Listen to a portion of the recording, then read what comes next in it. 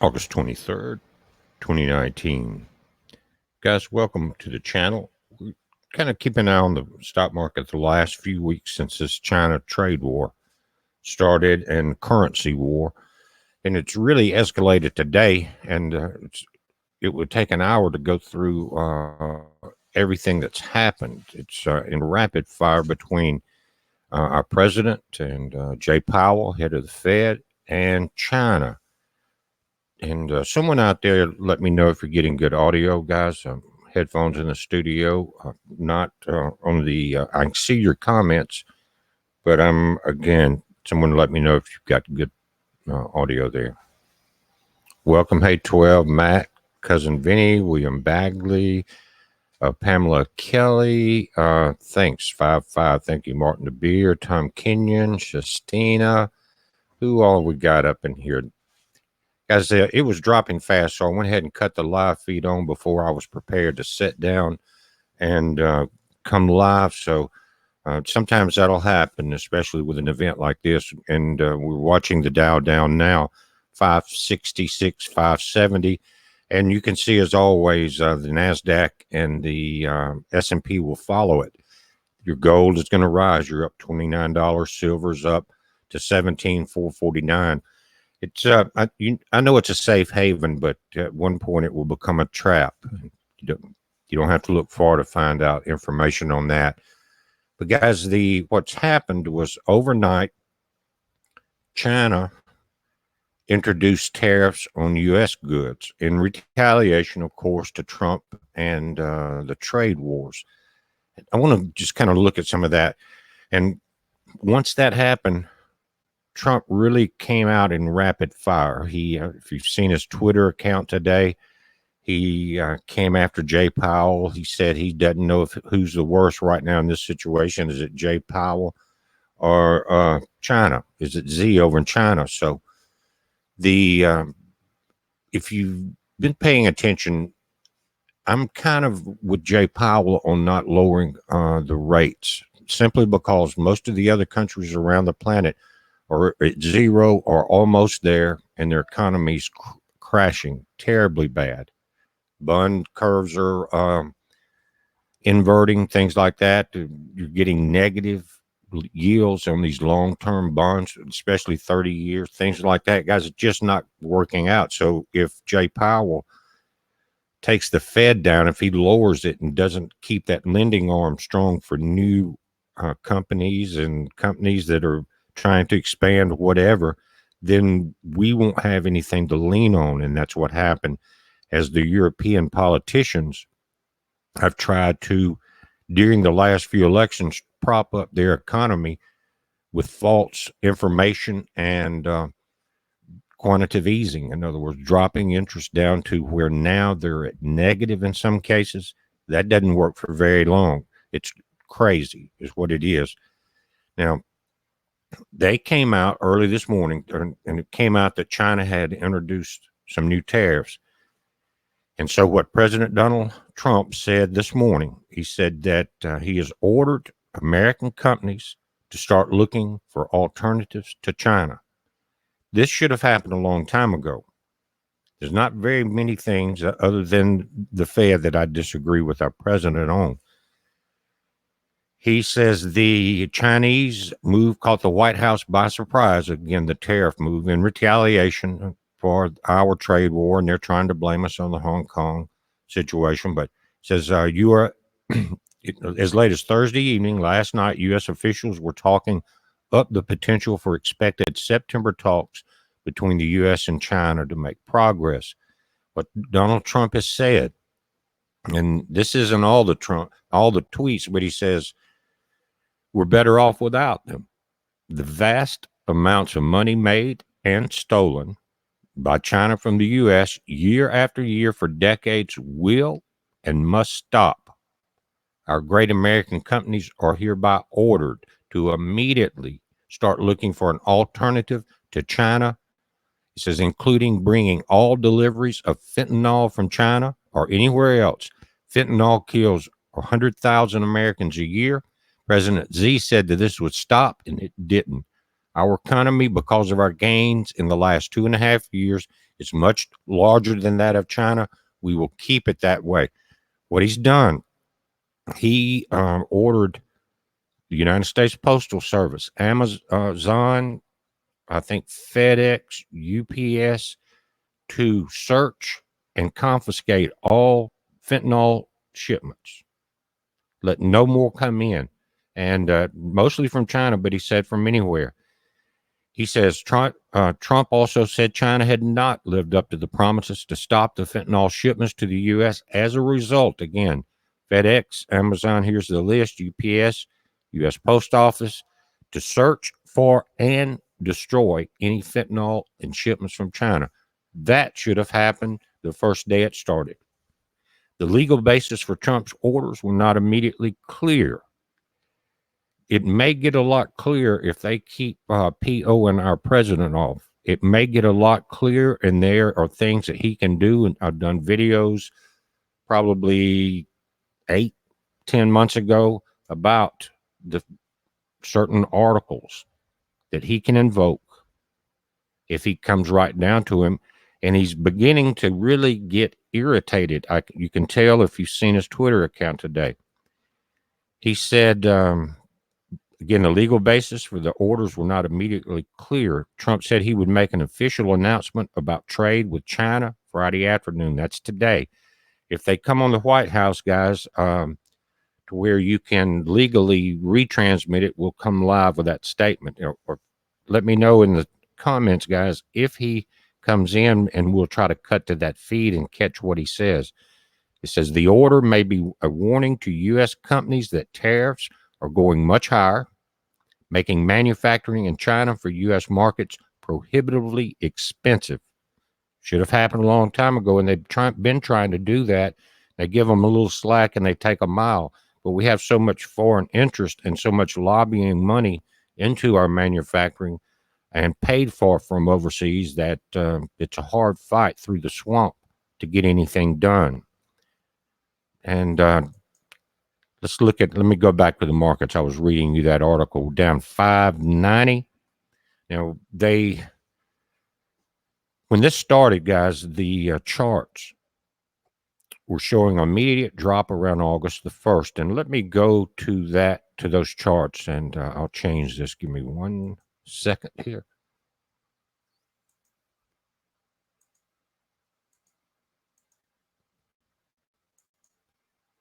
Now, at the top in the right, you've got at the bottom DJI's Dow Jones. Right above it is HSI, which is the Hang Seng Index. They rose overnight 130.6 to 26,179. Now, the Dow opened a little above. It wasn't minus. And then you can see exactly today, this is a one-day chart where it went off the charts. A couple of things happened. Jay Powell did he was dovish on dropping the rates at the Fed. They met at Jackson Hole, Wyoming today, like they do every year, to discuss potential Fed rate hikes or drops or whatever. Now, Trump has on him really hard to drop the rate somewhat, and that will alleviate some of the pressure off the stock markets. That will also devaluate our currency somewhat, the way that China started doing yesterday again. Now, it was hovering the last time I checked just around 7, and that's what below 7 is where the currency in China is devaluated enough to where it really puts pressure on the rest of the world. It makes it easy for China to export, but extremely hard to import, simply because the Chinese dollar is worth less. They can buy less, but you can buy more because your dollar's worth more. That way they increase imports, decrease exports, drop the currency, and it puts pressure on all the markets. I don't know how the euro markets are even still propped up, guys. I don't know how they've done it year after year, but they're in terrible trouble now because they tried to introduce this week a 30-year bond and a 100-year bond with negative interest. What that does is assure you that you will lose money in your investment over that period of time when it matures. Insanity. What happened? They were expecting to get billions out of the sale, and they only got millions, and it was called a failure. They don't, the bankers have lost it. They don't realize that a lot of us have more sense than to follow them down this yellow brick road. Guys, it's not working out well at all. And we're seeing again, the markets are at 599. We're about to hit 600. It is 2:35. There's 6:12, 2:35 p.m. Central Time as I'm speaking. That gives the markets, guys, roughly 24 minutes to close as far as the Dow Jones. We'll see how, and really the reason I was going to wait and coming at 2:30 was that's the most volatile time, and I was trying to finish up another project. But as they were dropping fast, I decided again to come in with that live feed. But I want to read a couple of other articles as we watch this, and I want to, we'll also go to that dollar chart. Give me 1 minute to change these.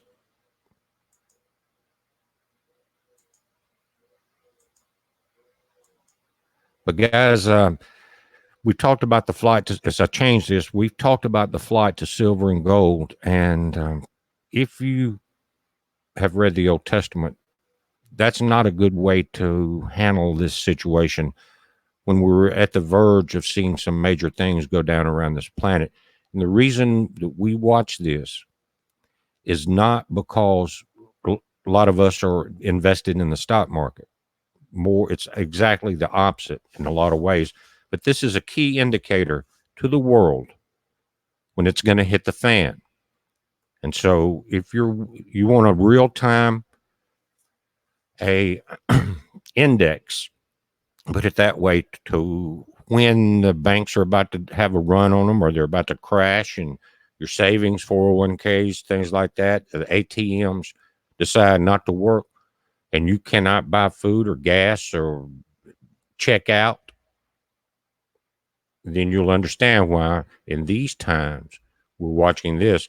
And it keeps it keeps people aware of the situation. You're not walking blindly following mainstream media or sidetracked as what we're seeing now across media. So many sidetracks just to create confusion. But there are real things, even though, guys, many of us are not vested, but many retirees, 401ks, retirement for education, student, teachers, things like that, guys, are getting butchered today in the hedge markets. If you have those, check and see if you're exposed with your broker. It would be a great thing to do. Now, let me, again, give me 1 second. I'm going to pull up these currency indexes. And this is a key factor. I know it's boring, and in a lot of ways, it is boring to me also, but it is an indicator that we could see problems if the 7 indication point between the Chinese currency and the U.S. currency is how close we are to that becoming a major problem.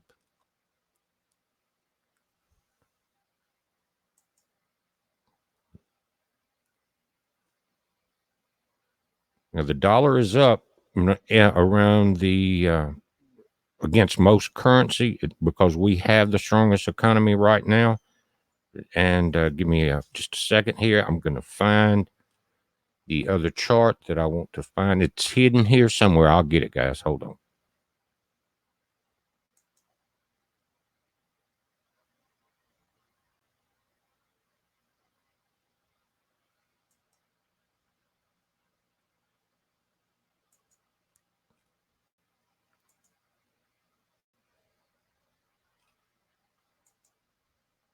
And as most of you know, we are definitely watching the area between Florida and the Bahamas right now. There's already rain ashore in some places. And we're going to look at those radars here as the markets close.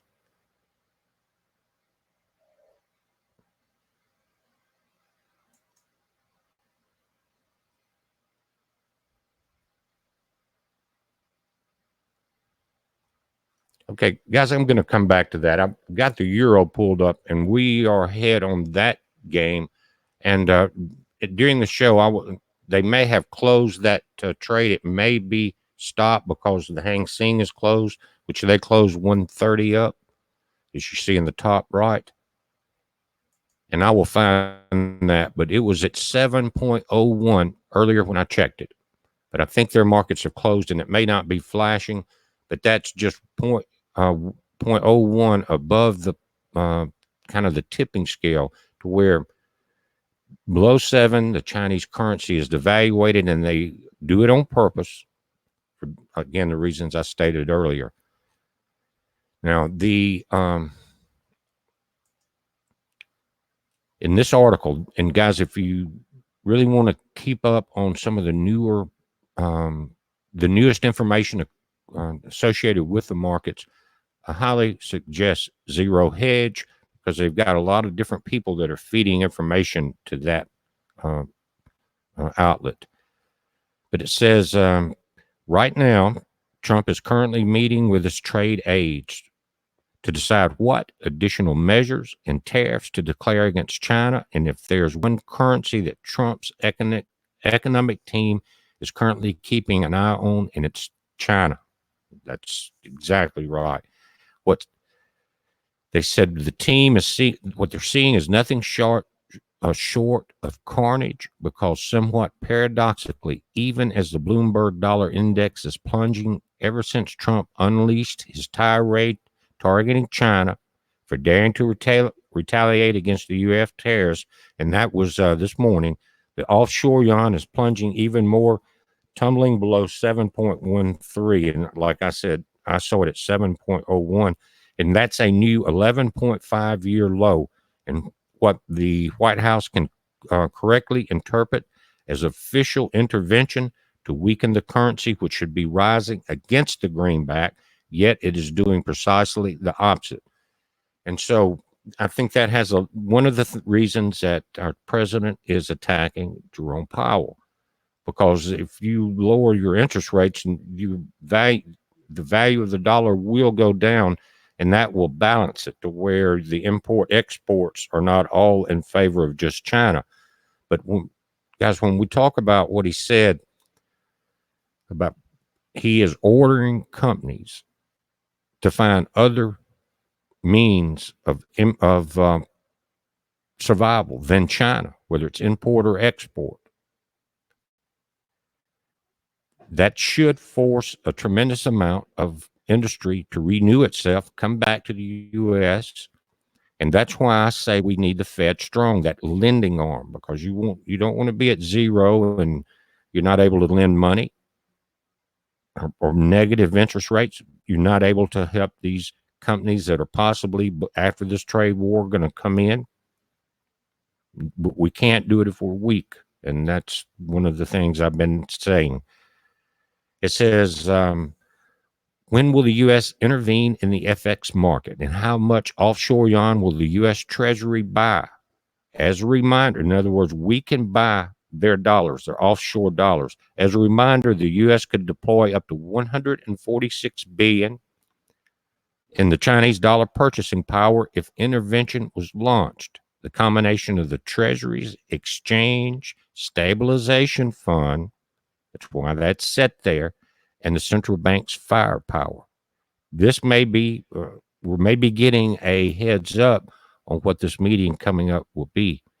And again, this the Treasury's Exchange Stabilization Fund may be used, and if they buy up enough of the Chinese offshore dollar, then that could stabilize the market. Then what would China do? It would be interesting. It says if an intervention does go ahead, I think the U.S. would probably target specific currencies such as the renminbi, rather than attempt to achieve broad-based dollar weakness.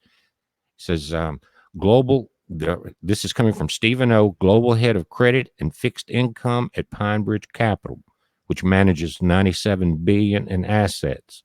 Again, guys, if you have 401ks in retirement, check on them, because from my reports that I'm seeing, the hedge funds are really taking a beating.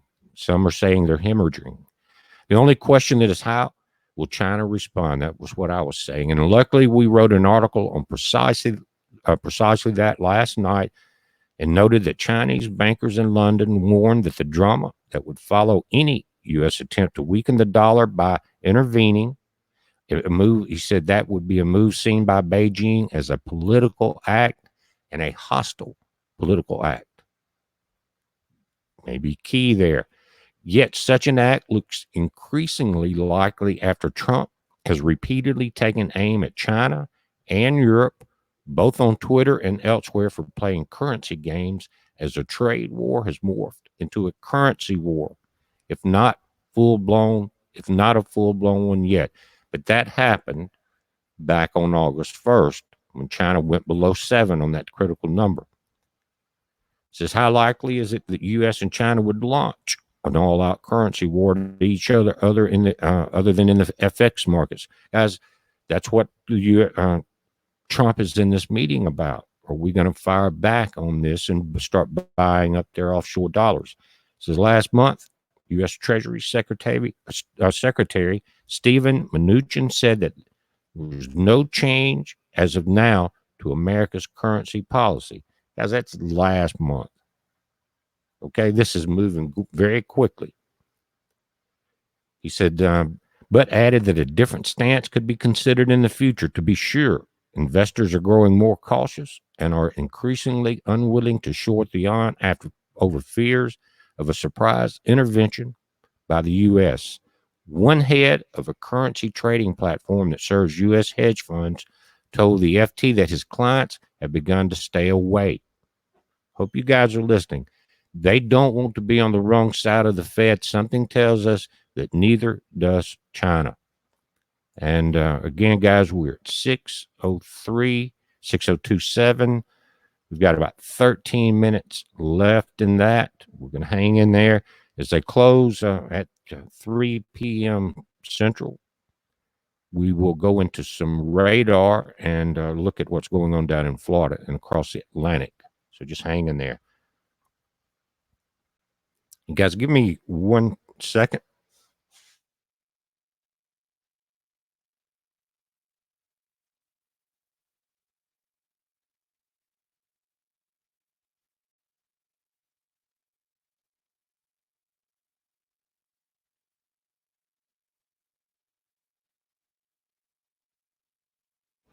Sorry about that. I had to answer something, guys. But 6:18, 6:22. And that's at 2. We got 12 minutes left in the market. And guys, welcome to many people that have came over to our channel from the great work of Adam and Dex at Marfugel News and Marfugel TV. That's really neat, guys. A lot of you have signed up and subscribed. I appreciate it a lot. Shout out to them. And for my listeners, if you haven't watched Marfugel News and Marfugel TV, please go there on YouTube and subscribe and ring the bell. Great information comes in there. One of my favorite channels. Anyway, we're at now 6:26 down. This is Friday. Now, that if it's going to collapse Friday's the best day because it gives the markets a couple days to cool off, back up, think about it. Kind of stops a lot of knee-jerk reaction. Maybe some phone calls can be made across the Pacific Ocean. We'll see. But 631 down on the Dow. Your Hang Seng again closed up at 136. So what you're seeing in the difference, again, Hang Seng HSI in the top right plus one is at 26,179. We are at 25.6, and we've seen just in the last 2 days to where our numbers were higher. But there was a video I did on the day this currency war started on August 1st, and it was the history of this was the first one that fired the shot. The first one to devaluate their currency won that currency war. And it's the same in a trade war, same as in a hot war. And that same chart talked about a trade war leads to a currency war, which leads to a hot war or real war. And the same thing applied in all three graphs. First one that made the move won. Makes sense. Right now, China is winning it because they made some moves, put tariffs on us overnight. Their market went up. Ours is going down at 639. Now, that's not a lot because we're at 25.6. But let me change this chart, guys, just to a 30-day chart when it began. You're looking at a one-day chart now.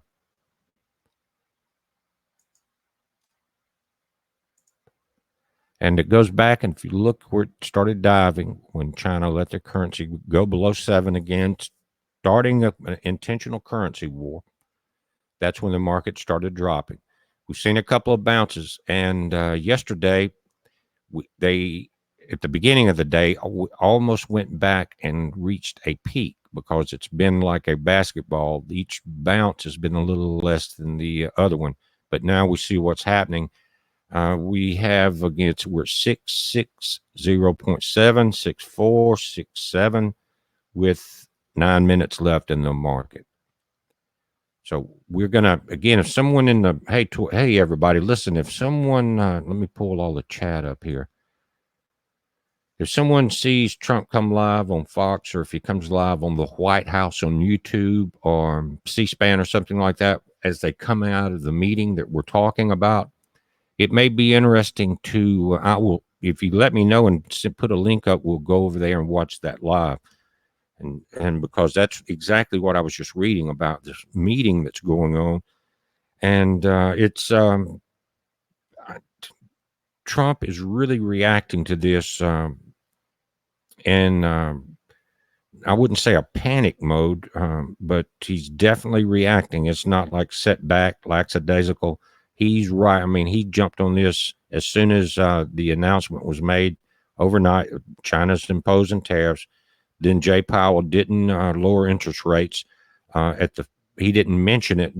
The rates wouldn't actually be changed, I think, until September, but it wasn't mentioned. And he said the markets were strong, which is not really much of an indicator other than that if the markets are doing good, why lower rates? And so Trump is trying to keep the market up, especially going into 2020 election, when this is one of his main points. If you look at the polls, when the overall majority of people like the economy, regardless of what side of the aisle you're on. So that's a biggie to him. And I hope he doesn't put politics over the economy and force Jay Powell into lowering the strength of our lending arm at the Fed.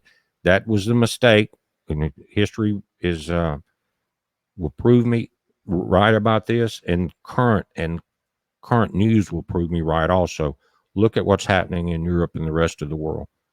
Zero interest rates in the Fed, minus in some. And they're trying to create Ponzi schemes to suck the rest of what money's left before it totally collapsed because of their socialist agenda that we see trying to come out of the groups like the Squad. 707, guys, 708. We've got about 8 minutes left. It's Friday. The sellers are going to sell. The people are pushing the levers, trying to keep this up. You know they are. Sorry about that.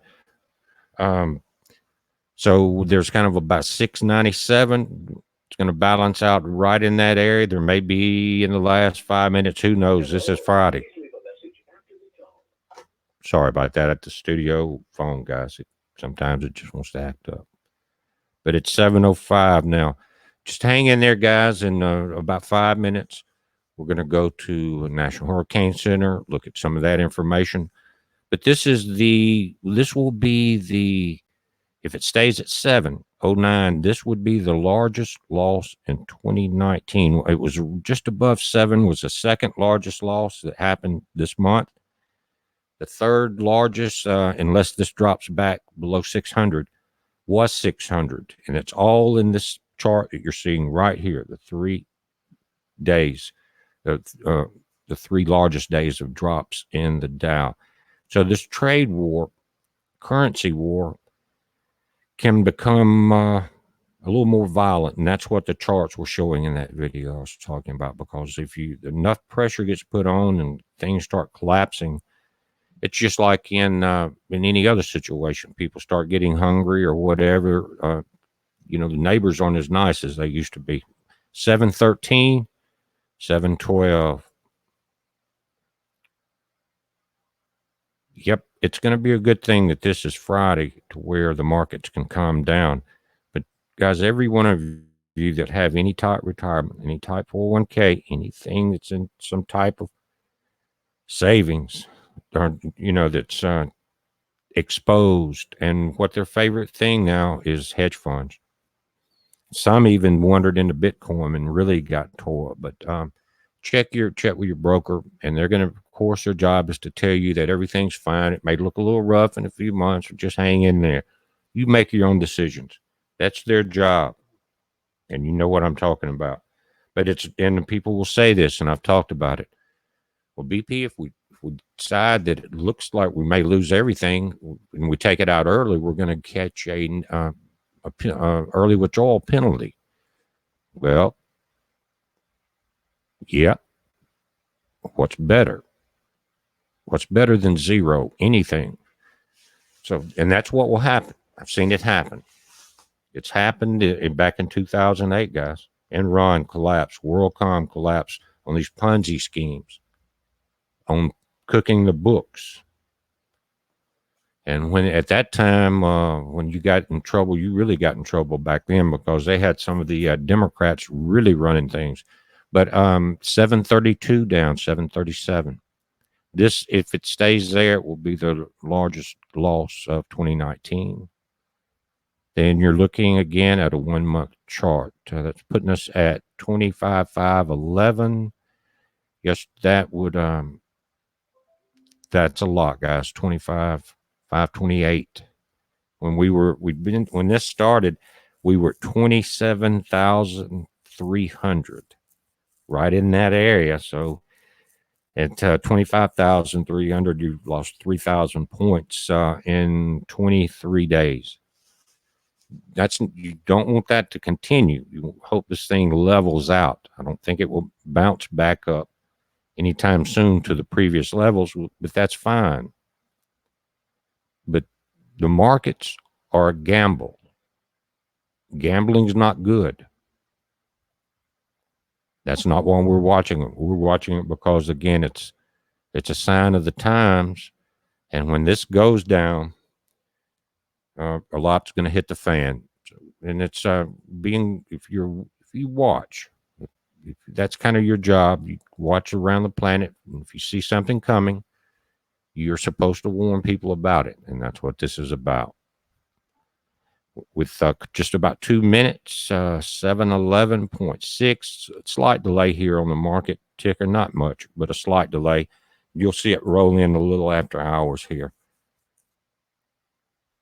And I'm going to flip back over to our website. It's showing the gold and silver, guys, and you know how I feel about that, but it's got some other indexes there. I want to look at that for a moment.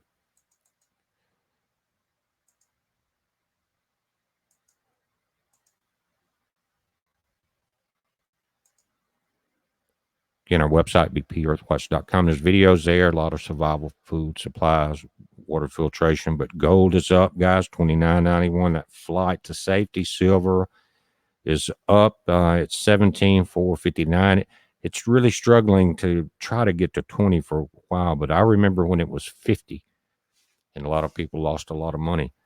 So be careful with that. S&P down 76. NASDAQ. Now, guys, the NASDAQ is at minus 237. What that basically is they put the tech sector and separate it from the banking sector that's in the S&P 500. So if the techs are doing good and the banks aren't, it doesn't draw that entire section down. So you're looking at tech, banking, and the S&P. They're all down.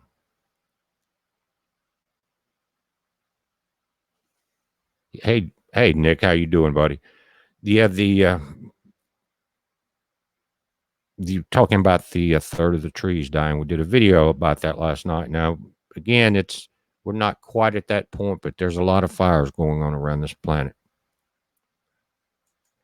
But guys, I'm just looking over in the chat. Hey, Steve, Trump 2020, Rolling Fanatics. There's old Booger Dog, K King, Diane Lynn, Cousin Vinny. There you are, Amber Marie, F. Woozy, Jamie Stone, Wildflower, Travi Travels, Diana Lynn, Old School for God, TT, Jamie Stone again, A Witness, Louise Miller, Sarah Siesto. Guys, a lot of you guys have come over from, again, Adam's channel, and I appreciate that at Marfugal News and Marfugal TV. And welcome to the channel. And all of my friends that have been here the whole time, thank you guys for hanging in. That's pretty neat. But as the markets are closing now, we're seeing oil guys at 55.16 a barrel.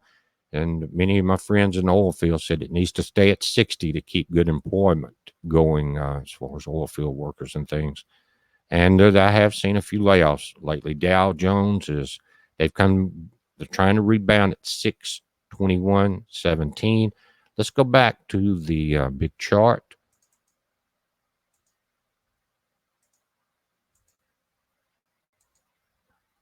Yeah, we have almost 100-point rebound here at the close. That's good. Still 621 down. And it will be interesting to see what will be the telltale will be how China reacts, what Trump comes out in with his meeting. It's supposed to be some announcements today, and it's already 3:02 p.m. It may have already happened as we're closing this section of the video out. And the futures will be on Monday morning, and check that will kind of give you an indicator. But the futures were up today also. And as Trump announced the response from China and that he wants the U.S. companies to withdraw with doing any business with China, that's when that collapse that you saw. And I'll switch this back over just 1 second to the one-day chart.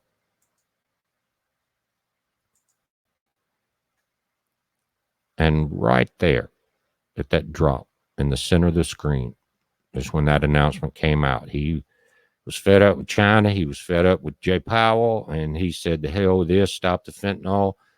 Told every American business, said, "I'll order every American business to find other means, I guess, of import and export." And guys, if you think about that, and with Huawei supplying 5G technology that is incredibly, it's spreading incredibly fast across the U.S. in some places where they weren't talking about it getting there, and how people are so naive to this new magic. And the antennas on the side of their homes and some inside their homes picking up through the glass and then amplifying it inside the home. And what's so ironic about it, and love to hear from some folks if you're in here and you know more about the 5G than I do, then this 5G technology and the radiation, guys, is it's going to fry a lot of people. But what they're talking about in the industry is that it's almost not needed. At 4G is fast if you got a good connection, and when you're barely going to use much of the 5G because it's such a large bandwidth. But all of these new robot deliveries and DARPA dogs and tracking will be there. That control, house to house, block to block, and the people in between are guinea pigs on death row. And we're not even going to use much of that. It's going to be used for other things to control us with, not our personal use. Sure, it's going to speed up download on a few things a little quickly, but that's just a minor bump from 4G to be able to do that. And the rest of that entire bandwidth will be to control you and to control everything around you. Everything. It would take an EMP or solar flare to knock out the damn power grid to stop it. It looks like, guys. Now I want to go and give me a moment. Let me pull up the radars. Looks like we're going to close out around 6:23, which is a lot better than almost 7:23 a few minutes ago. And as we watch this, and I'm going to go and pull up some of our radar. I haven't seen it. We're going to be looking at it together. I haven't seen it in the last few hours.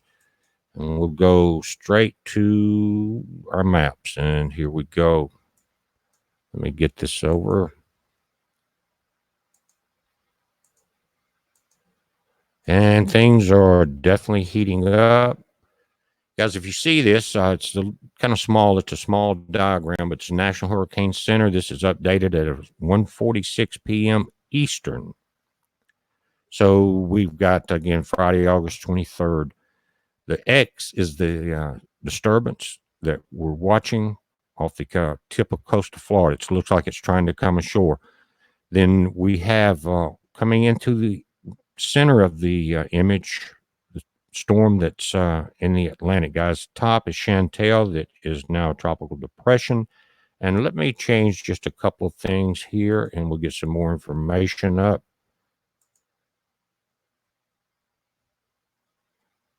Now, this one in the center, 70% chance of development. This one is, in the, it looks like it's just offshore now, the center of circulation. So surface and radar data, along with satellite imagery indicate that the low pressure area just east of the coast of southeastern Florida is becoming better organized. The low is forecast to move generally northwestward near or over the eastern Florida peninsula through tonight, and then move northward to northeastward over the Atlantic near the east coast of the central Florida peninsula tomorrow, Saturday. After that, the system is expected to move northeastward offshore of the southeastern United States coast. If the current trend continues, a tropical depression is likely to form by Saturday. That's tomorrow, or Saturday night, Regardless of development, locally heavy rains are possible over the northwestern Bahamas and the southern and central Florida peninsula through the weekend. Interest in the northwestern Bahamas, the Florida peninsula, and the southeast coast of the U.S. should monitor the progress of the system. An Air Force Reserve Hurricane Hunter aircraft is scheduled to investigate the system on Saturday if necessary. Formation chance through 48 hours, 70. Formation chance through 5 days, 90%. So it looks like we got one on our hands. And what I'm going to do after we go through these brief updates, guys, I'll close out our live stream and I can go in and actually do an analysis on the radar. And within an hour or so, I'll have a full update up. Now, let's pull up the information on our system out in the Atlantic.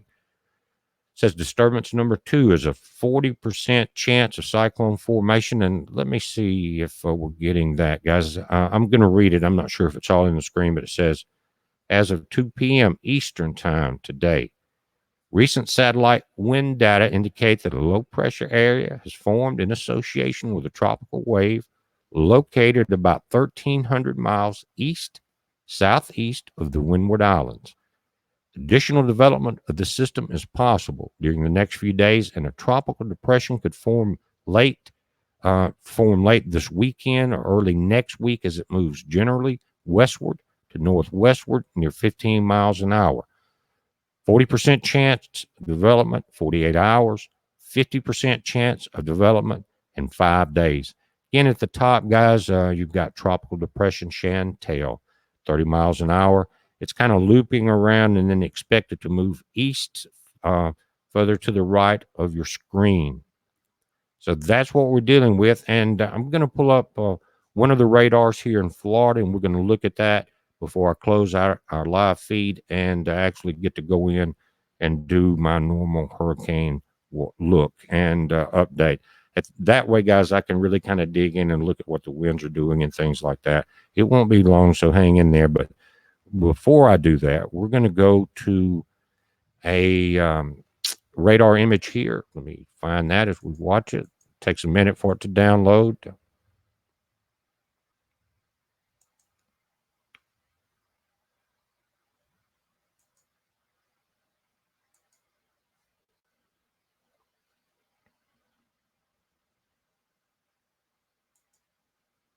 again, is this radar downloads, guys. Thanks everyone for coming over and join us on this live stream.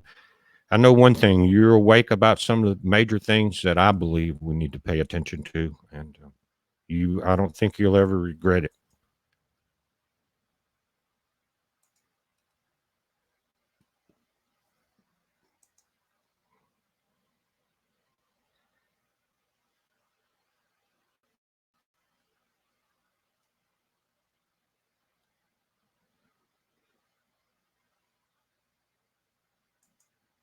I'm going to switch this as it's we're downloading. You can watch it download, and it will be up in just 1 second.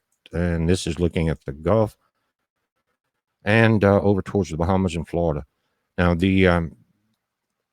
some of the wind shear is blowing up to the north east, to the top right of this screen, guys. But the center of location is center of circulation is much further south than there. Right now, it's attempting to stay offshore, looks like light clouds coming ashore.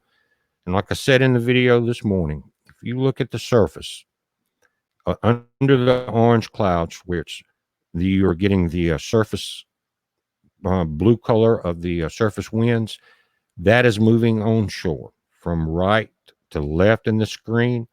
And that could be part of the steering force and is actually part of the control of the hurricane. If you look at the bottom of the tropical system, but if you look at the bottom of that, those storm clouds, you can see that it is pulling into the bottom, and that the taller clouds are obscuring where the actual center of circulation is here.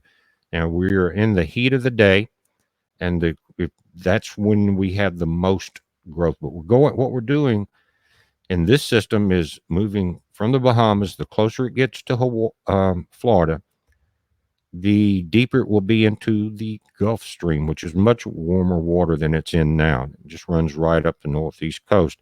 Also, we're watching the system off the Texas and Mexico coast. It's been getting New Orleans wet all day, and we're seeing the storms really pop up at the bottom of it. You see that?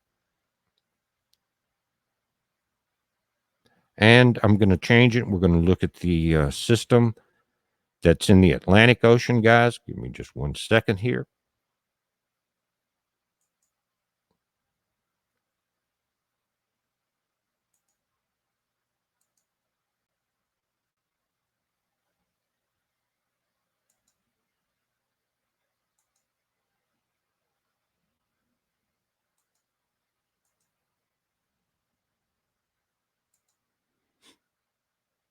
Again, thanks everyone for coming by. I'll just have to pull up another satellite image and let it load. Won't take but just 1 minute here, and we should have it. Kind of give us a wide Atlantic all the way over towards Africa, and look to see what we got going on here.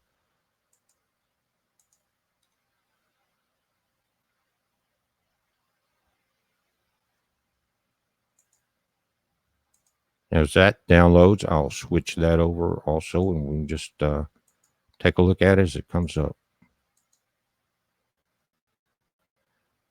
And what we're looking at, guys, is the wide Atlantic view. You can see all the way into the Gulf of Mexico itself, storm off the Florida coast, and in the center, near the bottom, is tropical or the disturbance number 2. It has 40% chance of development in 48 hours, 50 over the next 5 days. And if you remember the video last night and possibly this morning, I mentioned that the Saharan dust layer was not nearly as strong in this area as it has been. And that's kind of what it does during this time of the year. And they're calling it a back-loaded system. In other words, there was a lot of wind shear earlier. There was a lot of Saharan sand in the upper atmosphere. And guys, what sand is sand, and it's a Saharan dust, but it absorbs moisture in the atmosphere just like dry sand would. And without moisture, the storms collapse. And that's been a battle. But right in the center bottom almost, that could be, this one's going to have time to develop unless we see one of these red donuts above it and where this thing gets zapped. like we did at the one that came into the last one that dared come into the Caribbean. But and it was pretty obvious that there was almost some, I mean, there was man interference in that storm, maybe a couple of others. And they've been bragging about having the technology since Lyndon Baines Johnson in the 60s. And Lyndon Baines said, he who controls the weather with these new satellites then will control the world. And he meant it. But when and guys, you can say if they're manipulating the weather or chemtrailing and they're saying it's for the good of mankind, they are both criminally insane and naive at the same time, because you can't interfere with a natural process. Man does not have enough energy. All he can do is delay it and cause a backloaded system, and it breaks out. If you don't have these storms that are the natural cooling system for our planet, everything will get way too hot, and when you do have a storm, it will be a super storm. And as these circulate into the upper atmosphere, they pull that hot moisture and hot air off the surface, and just like you make hail, it gets up into the higher atmosphere, cools it down. It's the automatic air conditioning for our planet. It doesn't need to be messed with. And what they'll say is, well, last year it cost us $48 billion with a couple of hurricanes that came through down around Florida, and we can't afford that. Well, some things you just don't mess with, and you have to deal with it. You have overheating, and if they're messing with them, especially in the Gulf of Mexico, guys, the Gulf is dying. You got the toxic algae bloom where the beaches are closed, but if you've kept up with the flooding in New Orleans like we have, you've got that Bonnie Carey Dam, and what it does is divert water that would flood New Orleans through that system and into the Gulf of Mexico. What it did this year was wipe out almost all of the oysters. This has and the algae bloom is increased by fresh water. But by saving New Orleans, and they're talking about it big time here in Jackson, Mississippi, on the local radio and TV stations. And we got a legislation that's trying to go in there where Mississippi has some say on this Bonnie Carey Dam. In other words, to keep from flooding New Orleans this year, the dam remained open 120 days. It's a record. But the fresh water killed almost all of our oysters, decimated the shrimp. That will take years to recover. It doesn't recover, especially oysters, in 1 year. And the toxic algae bloom has killed the tourist industry and has affected people all the way down into the middle of Florida with the toxic algae. And it's really a phosphate-based algae, which is fertilizer. And Florida has a lot of agriculture too, and it washes in from the fields to the rivers into the oceans. You have that, and without these storms, it's kind of like turning off your little air pump in the aquarium, guys. You just don't have the oxidation to keep the water fresh and keep it agitated to where there's oxygen turnover. But when you bring in fresh water, and it went on for a record 120 days, when it's actually the law was that in any 1 year, it couldn't be open for over 90 days, but 120 consecutive days, it decimated the fishing industry, the oyster and shrimp industry, and probably a lot of the other things we don't know about. And it's the last thing after the BP oil spill that this area needed. So they're looking heavily at that. It's almost like New Orleans, guys, is because it's sinking, it's below sea level, it's causing and trying to save it from its natural plot is destroying a lot of other things. And that's typical for mankind. When they started channeling out the Mississippi River, they had to start building these higher dams and higher levees. And the Mississippi River has never ran into the Gulf of Mexico on the Mississippi side. It goes all the way down the peninsula, and you have a huge delta that fans out and absorbs a lot of this fresh water very slowly and becomes brackish, and then it gets further out, becomes more salt water. But when you flood it, like they did on Kerry, to save New Orleans, it destroyed what was finally trying to rebuild after the BP oil disaster. So that's gone.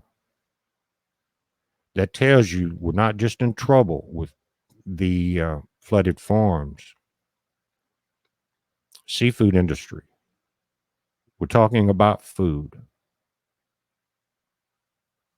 And that's what this is all about, guys.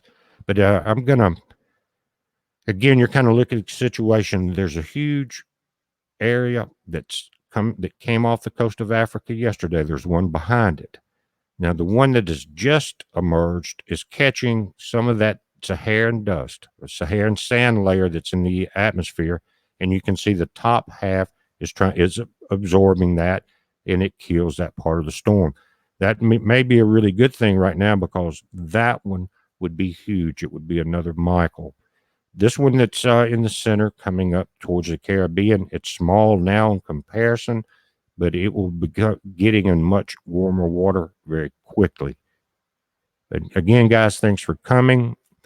Been going about an hour now. I'm going to take a break.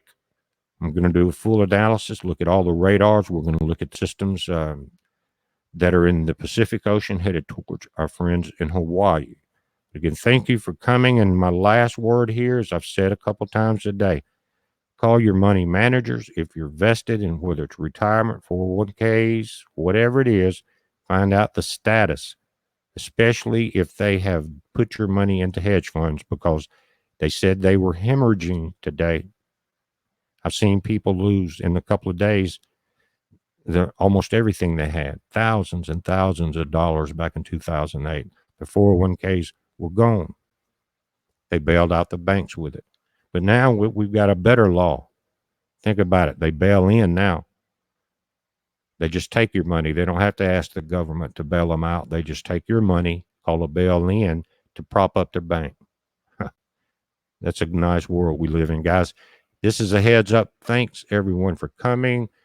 Hillary Haig, Zeno Mitra, Space Exposed, Jamie Miller, Wildflower, A Witness, Bill Rachel, Shastina again, Esbatska, Mark Varick. Mark says, I'm going to pull that up there on the screen. I lost 70,000 in 2008.